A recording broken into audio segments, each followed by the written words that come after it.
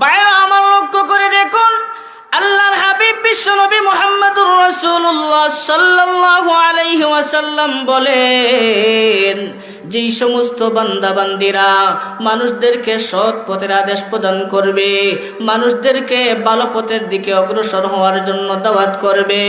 যেই সমস্ত বান্দা বান্দিরা মানুষদেরকে দ্বীনের পথে দাওয়াত দিবে, দ্বীনের প্রতি আহ্বান করবে, আর এই দ্বীনের প্রতি আহ্বান করার কারণে যেই সমস্ত বান্দা বান্দিরা নেক আমল করবে, ওই ব্যক্তি যে নেক আমল করবে, যার ডাকের কারণে, যার আহ্বানে নেক আমল করবে, আল্লাহর হাবিব বিশ্বনবী মুহাম্মদুর রাসূলুল্লাহ সাল্লাল্লাহু আলাইহি ওয়াসাল্লাম বলেন, মিসলু উজুরি মান তাবিআহু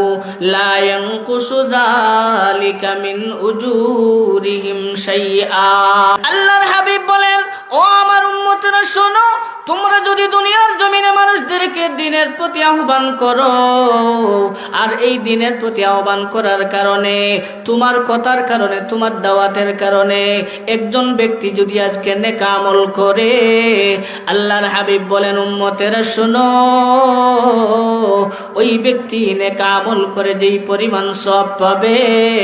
আমার আল্লাহ তোমাদেরকে ওই পরিমাণ সওয়াব দান করবে।